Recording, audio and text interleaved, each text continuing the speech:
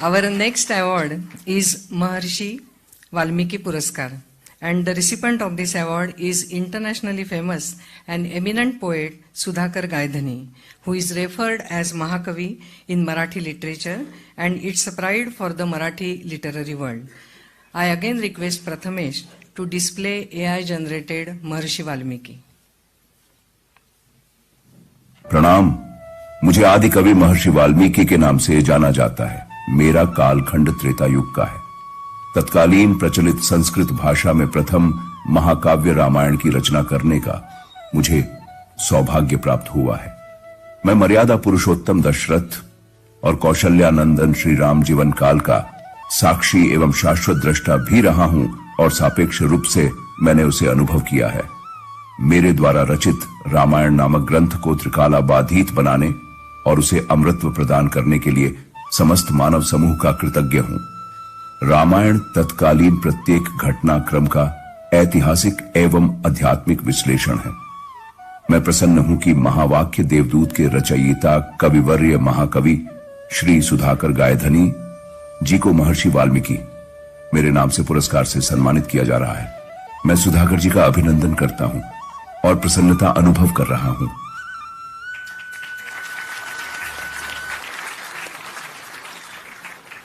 धन्यवाद। महाकवी सुधाकर गायधनी राष्ट्रीय आणि आंतरराष्ट्रीय कीर्तीचे ख्यातनाम कवी, पण त्याआधी ते नागपूरचे आहेत, त्यामुळे नागपूरचे आणि आंतरराष्ट्रीय आणि राष्ट्रीय कीर्तीचे महाकवी सुधाकर गायधनी मराठी, हिंदी आणि इंग्रजी यावर सारखंच प्रभुत्व असलेल्या या महाकवींचे 6 कविता संग्रह, 2 आधुनिक महाकाव्य, 3 नाटकं आणि अनेक नभोनाटकं प्रकाशित झालेली आहेत। यापैकी त्यांच्या देवदूत ह्या अत्यंत गाजलेल्या दीर्घ काव्याला अनेक पुरस्कार प्राप्त झाले आहेत। महाराष्ट्र शासनाचा उत्कृष्ट वाङ्मय पुरस्कार, साहित्य अकादमीचा पुरस्कार, मसपाचा कविवर्य नारायण राणे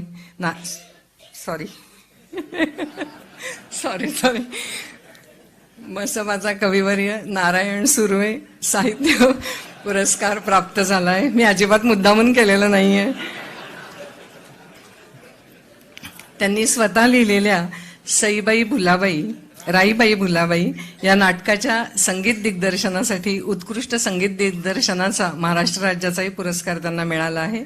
विदर्भ साहित्य संघाच्या 66व्या विदर्भ साहित्य संमेलनाचे अध्यक्षपदही त्यांनी भूषवले आहे। जागतिक नाकारले आहे। जागतिक कला आणि संस्कृती अकादमीतर्फे त्यांना ऑनररी डिलीट इन लिटरेचर ही पदवी प्रदान करण्यात आली आहे।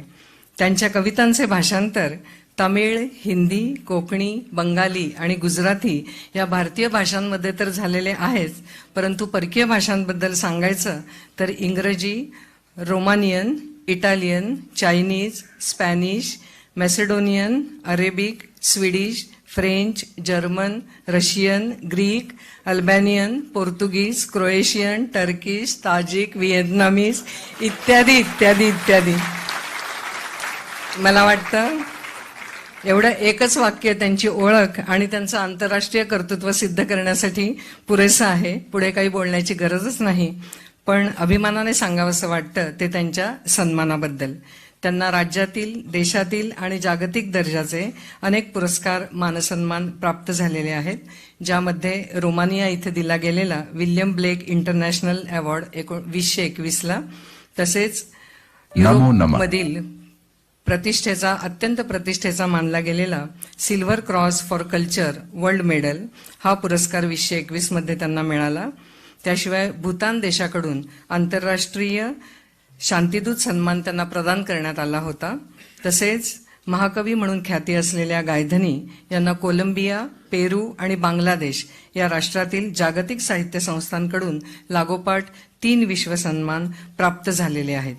मला वाटतं असा एकमेव कवी आहे ज्याचा स्वतःच्या हयातीत त्यांच्या नावाने स्टॅम्प तयार झाला आहे आणि त्यांच्या नावावरती 2 कोटीचं गार्डन तयार आहे। मराठीतील अप्रतिम महाकाव्य असा अभिप्राय मिळालेल्या देवदूतचा जगातील 18 विश्वमान्य भारतीय साहित्य कृतींमध्ये समावेश झालेला आहे। एक गमतीची गोष्ट म्हणजे his on poetry book was in his MA study examination syllabus in Nagpur university. At present his work is available in several different world libraries, including Library of Congress, Washington, USA. मनावरचं मळप दूर करणारी, स्वतंत्र अस्तित्वाची, अमीट मुद्रेची, प्रतिभेच्या विशाल रूपाचा आविष्कार करणारी, जीवनाला चिंतनाकडे वळवणारी आणि अंतर्मुख करायला लावणारी अशी अनेक विशेषणं आपल्या कवितेला मिळालेली आहेत. कविवर्य, आपण म्हटलंय, कविता म्हणजे अंतर्मनाच्या चिंतन मंथनातून बाहेर पडलेला सौंदर्यगर्भ असा उद्गार. तुका म्हणे माझे शब्द बुडोपरी अर्थ पाण्यावरी तरंगावा, या उक्तीप्रमाणे तुमचा हा उद्गार संपूर्ण मानवजातीपर्यंत पोहोचावा हीच ईश्वरचरणी प्रार्थना. आज अशा दिग्गज कवींना महर्षी वाल्मिकी पुरस्काराने सन्मानित करण्यात येत आहे. मला विशेष करून सांगावंसं वाटतं की काल अश्विनी पौर्णिमा, कोजागिरी पौर्णिमा संबंध देशभर वाल्मिकी जयंती म्हणून साजरी केली जाते आणि आज आपण त्यांना महर्षी वाल्मिकी हा पुरस्कार योगायोगाने प्रदान करण्यात आहे. नागपूरकरांच्या शिरपेचात अजून एक मानाचा तुरा इथे खोवला जाणार आहे आणि निश्चितच सगळ्या मराठी माणसासाठी हा रोमहर्षक क्षण आहे, अंगावर मुठभर मांस चढणारा क्षण आहे. मी विनंती करते प्रोफेसर पेन्ना यांना, त्यांनी महाकवी गायधनी यांचा महर्षी वाल्मिकी हा पुरस्कार देऊन सन्मान करावा आणि महाकवी गायधनी यांना विनंती करते की त्यांनी हा सन्मान स्वीकारावा.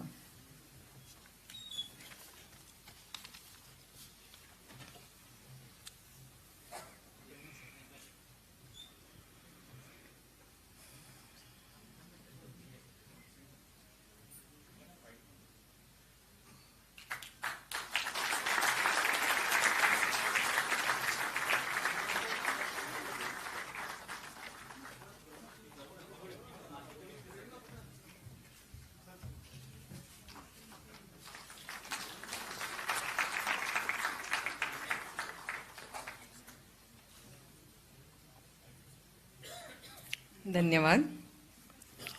सोनं पांघरून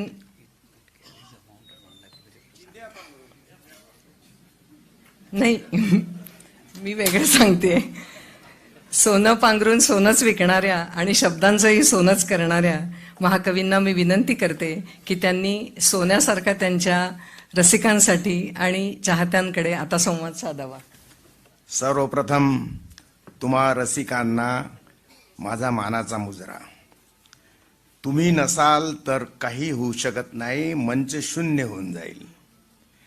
या कार्यक्रमाचे आदरणीय अध्यक्ष आदरणीय स्वामीजी आणि हे सर्व या पृथ्वीवरचे महापुरुष, मी कवी असल्यामुळं मी स्वतःला पृथ्वीचा नागरिक समजतो आणि हे सगळे कोण्या एका देशासाठी, कोण्या एका प्रदेशासाठी नव्हे तर पृथ्वीसाठी राबणारे हे प्रतिभावंत आहे.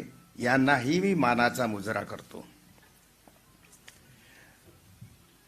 आज या नागपूर नगरीमध्ये हा जो समारंभ दुसऱ्यांदा होतो आहे आणि 7 लोकांची जी निवड केलेली आहे, मी माझ्या महावाक्य या कवितेचा आधार घेऊन पुढचं थोडक्यात सांगतो आहे. तत्पूर्वी मी जसा या महानुभावांना मानाचा मुजरा केला, किती मोठी माणसं आली आहे. एक एक माणूस म्हणजे पुरस्कारांच्या पलीकडे ज्यांचं व्यक्तिमत्व गेलेलं आहे अशी ही थोर माणसं. आणि आता माझा परिचय ज्या व्यक्तीने करून दिला त्या सभा संयोजक, मी सूत्रसंचालक म्हणणार नाही, हा शब्द खूप जुना आहे आणि सूत्रसंचालन म्हणजे कोणीही करतं, पण एवढी विद्वत्ता असलेली व्यक्ती या कार्यक्रमाचं सूत्रसंचालन करीत आहे त्या आहे डॉक्टर अनिता तिळवे. ही साधी गोष्ट नाही, त्यांच्यासाठी आपण एकदा, कारण प्रत्येक या महानुभावाबद्दल तुमच्या मनामध्ये आधी वातावरण निर्माण करण्यासाठी, तुमच्या मनाची तयारी करून देण्यासाठी ते काम जे करताय ते साधं काम नाही. असो, मी थोडक्यामध्ये तुम्हाला सांगतोय. मला आनंद होतो याचा की 40 वर्ष आधी 42 झाली असतील, माझा जेव्हा देवदूत हा मराठीमध्ये पहिला खंड निघाला तेव्हा डॉक्टर टी.एस. भाल यांच्या हातात तो पडला, म्हणजे त्यांच्याकडे आला तो ग्रंथ. त्यावेळेला ते अमरावतीला सुप्रिटेंडेंट ऑफ पोलीस होते, फार दरारेदार ऑफिसर म्हणून त्यांची ख्याती होती. या अशा डिसिप्लिन अगदी कडक शिस्तीच्या माणसाने माझं पुस्तक वाचल्यावर अगदी गहिवरून म्हणा की रसाळ हृदयातून मला पहिलं दीर्घ पत्र लिहिलं. तत्पूर्वी तशी समीक्षा किंवा रसग्रहण कुठल्याही महाराष्ट्रातल्या साहित्यिकाने केलेलं नव्हतं, म्हणून मी आज त्यांनाही मानाचा मुजरा करतो. हे लक्षात घेतलं पाहिजे. पोलीस म्हटलं की आपल्यासमोर दंडुका आणि एक वेगळा ड्रेस येतो, परंतु कितीही झालं तरी पोलिसाचं हृदय जसं त्यांच्या मुलासाठी आणि पत्नीसाठी नातलगांसाठी घरी असतं, तर ते म्हणजे त्यांचं हृदय त्यांच्या सोबत असतं, आणि त्याचं दर्शन मला झालं. मित्र हो, वाल्मिकी महाकवी वाल्मिकी, ऋषी वाल्मिकी, महर्षी वाल्मिकी यांच्या नावाचा पुरस्कार घेताना मला खूप आनंद झालेला आहे. मला थोडं मोकळं बोलू द्या, जास्त वेळ घेत नाही तरी सांगतोय की मोठमोठ्या ऋषींची नावं आमच्या प्रतिष्ठित मोहल्ल्यांना असतात. वाल्मिकी नाव खूप गावकुसाबाहेरच्या लोकांच्या वस्तीला असतं. आलं की नाही लक्षात? वाल्मिकी नगर. पण डॉक्टर टी.एस. भाल आज यांनी रामायणाच्या कर्त्याला, जो गावकुस म्हणजे त्या कर्त्याला जे गावकुसाबाहेरचं त्याच्या नावाचं स्थान मिळत आलं, त्याला आज या राष्ट्रीय मंचावर आणून हा गौरव प्राप्त करून दिला. त्याबद्दल माझ्याजवळ त्यांच्यासाठी शब्द नाहीत. खरंच सांगतो, ही खूप महत्वाची नोंद आहे. थोडं देवदूत विषयी बोलावं असं मला त्यांनी सांगितलं होतं. हा पक्षी याच्यामध्ये जास्त म्हणजे बघा की मला लहानपणी मी स्वप्न पडायची की मी आकाशात पक्षी रूपात उडतो आहे, आणि त्यामध्ये अनेकदा मी खाटेवरून खाली पडलो. माझ्या आईला काहीतरी बाधा वाटली, भूतबाधा, आणि मला काळा दोरा बांधला, जो अजूनही माझ्या गळ्यात आहे. नंतर माझ्या लक्षात आलं की तो एक मला मेडिटेशन मधून प्राप्त झालेला साक्षात्कार होता. ही सगळी माणसं आहे, माफ करा मला काकोडकर सर, तुमच्यासारख्या व्यक्तींसमोर, तुम्ही तर मराठी समजता, पण यांना माझी भाषा कळत नसेल, पण मला मराठीतच बोललं पाहिजे. तर हे माझ्या महावाक्यात आहे आदरणीय काकोडकर सर की जेनेटिक जर्नी ही सातत्याने सुरू असते. हे जे 7 ऋषी त्या काळात झाले होते ते त्या जेनेटिक जर्नीतून, प्रवासातून आज या मंचावर आलेले आहेत, आणि हे पुढेही येणार आहे. आपला पुनर्जन्म म्हणजे आपली अपत्य असतात, आणि अपत्यांपासून दुसरी अपत्य निर्माण होत जातात, आणि जीन्स मधून आपल्या स्मृती प्रवास करतात. काहींच्या नष्ट होतात, काहींच्या राहून जातात. योगायोगाने माझ्या राहिल्या. आणि या कवितेतला हा पक्षी मी जेव्हा मांडला तेव्हा महाराष्ट्र टाइम्स मध्ये माझ्यावर टीका झाली की असा पक्षी अस्तित्वात असू शकत नाही, हा अतिवास्तव कल्पनेतला पक्षी आहे, अशी टीका झाली. आणि त्या टीकेमुळे मला खूप दुःखही झालं होतं. पण माझा पहिला खंड देवदूतचा 81 साली प्रकाशित झाला, हे तुम्हाला थोडं सांगितलं पाहिजे जे माहिती नाही. आणि 87 साली स्मिथसोनियन इन्स्टिट्यूट वॉशिंग्टनने एक फॉसिल शोधलं पक्ष्याचं, साऊथ ईस्टर्न अमेरिकेच्या एका भागात, आणि त्या पक्ष्याची जी काही पद्धत म्हणजे तो पक्षी, त्याच्या सवयी किंवा त्या पक्ष्याची जी काही रचना होती त्याचं साम्य माझ्या देवदूत या पक्षाशी जुळलं. आणि ही घटना एक सुरेश खेडकर नावाचे माझे मित्र आहे, कवी मित्र, त्यांनी हितवादमध्ये प्रकाशित केली ही बातमी आल्यावर की तुमच्या आधी आमच्या नागपूरच्या कवीने असा पक्षी चितारलेला आहे आणि त्याचं साम्य या पक्षाशी आहे. मी ते कटिंग्स घेऊन आणि देवदूतचे ट्रान्सलेटेड इंग्रजी भाग घेऊन ते स्मिथसोनियन इन्स्टिट्यूटला पाठवले. त्यांनी मला लागोलाग 2 पत्र पाठवून या पक्षाला मान्यता दिली. त्यांनी लिहिलं आहे, it is a rare occasion when science and poetry can meet such a similarity. अशा प्रकारचं मला पत्र पाठवलं. तर हा पक्षी विद्यमान होता. आता हे या देवदूतमध्ये इथे हे सगळे स्पेसचा सुद्धा अभ्यास करणारी माणसं आहे. त्याचा इंग्रजीवरून रोमानियन झालेला अनुवाद या नोव्हेंबरच्या फर्स्ट वीकमध्ये हे 555 पेजेसचं पुस्तक रोमानिया या देशात युरोपियन प्रकाशकातर्फे प्रकाशित होत आहे रोमानियन भाषेत. ही नोंद यासाठी सांगतोय की त्या मंडळींनी फार मला त्या बाबतीमध्ये खूप काही लिहिलेलं आहे, बोललेलं आहे. ते इथे आज मी सांगणार नाही, पुस्तक आल्यावर ती बातमी तुम्हाला माहिती होईल. आता तुम्हा लोकांबद्दल मगाशी मी बोललो, कवी किंवा कलावंत हा अभिव्यक्त झालेला कलावंत आहे. कवी हा अभिव्यक्त झालेला कलावंत आहे आणि रसिक हा अव्यक्त कलावंत आहे. तुम्ही म्हणून कलावंतापेक्षा अधिक महत्वाचे आहात. तुम्ही रसिकतेची पावती दिली नाही तर आमचं मूल्यमापन होऊ शकत नाही. रसिकाने दिलेल्या पावतीमुळे सगळे कलावंत युगे युगे लक्षात राहतात. मित्र हो, आजचा हा पुरस्कार मी नम्र भावे माझ्या मागील प्रेवियस स्मृतींच्या सह मी या महापुरुषाला महर्षी वाल्मिकी महाकवी यांच्या चरणावर समर्पित करतो. या पैशाचा मला माझ्या साहित्य निर्मितीसाठी उपयोग होईलच. कारण कवी असतो पृथ्वीचा परम लाडका पुत्र, प्रतिसृष्टीचा फकीर आणि अभाग्यांचा मित्र. अशी आमची अवस्था असते.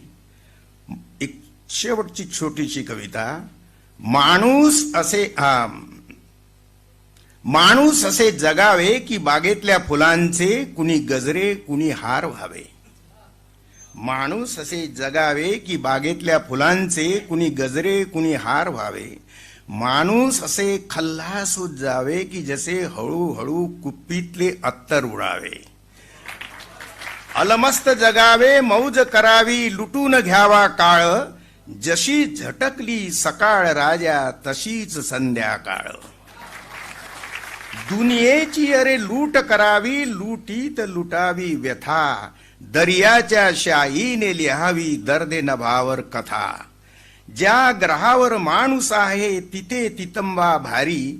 या स्थळाला जरा थांबुनी घ्यावी उंच भरारी. हे सगळ्यांच्या वाट्याला येणार आहे. जाता जाता माझ्या महावाक्यामध्ये निर्माता आणि ईश्वर असा संवाद आहे. सहा ब्रह्मांड पार केल्यावर 7व्या ब्रह्मांडामध्ये निर्मिकाची भेट होते त्या यात्रेकरूंना जे इथून गेलेले आहे. यामध्ये एक महाकाय पक्षी, त्या महाकाय पक्ष्याचं असं आहे की रामायणामध्ये पारध्याच्या बाणाने क्रंच पक्षाचा वध झाला आणि त्यात दुःखी होऊन महर्षी वाल्मिकींनी रामायण त्यांना सुचलं. माझ्या महावाक्यामध्ये जो महाकाय पक्षी आहे तो समुद्र पक्षी आहे. तो युगे युगे उड्डाणे समुद्रावरून करायचा. एके दिवशी पारध्याच्याच मुलाने त्याला बाण मारला आणि जखमी होऊन तो एका आयलँडवर कोसळला. आणि मरायच्या आधी त्याच्या भोवती जमलेल्या पक्षी समुदायाला त्याने ब्रह्मांडाचं दर्शन करवलं. त्यामध्ये तो म्हणतो की हे बाबांनो, हा निर्मिक आहे ना, हाच या सृष्टीचा करता करविता आहे. मग ते विचारतात पक्षी, मग देव कसा आला? तो म्हणाला, तो प्रश्न मी मानवाच्या स्वाधीन केला. मानवाने देव निर्माण केला, त्याच्यासोबत धर्म निर्माण केला. म्हणून तो देव प्रत्येक धर्माचा देव यांनी वेगळा करून टाकला. माझ्या दृष्टीनं तुम्ही प्रत्येक जीव, प्रत्येक सृष्टी समान आहे आणि मनुष्याला मी या ग्रहावर, पृथ्वीवर, पृथ्वीचा पालक कुणाचा? वनस्पती, पशु, पक्षी, सगळे जीव जंतू, मनुष्य सोडून जेवढे आहे त्यांचा पालक म्हणून मी मनुष्याला तिथे पाठवलेला आहे. ते पालकत्व तो नीट पाळत नसेल तर मला पुनर्विचार करावा लागेल. धन्यवाद.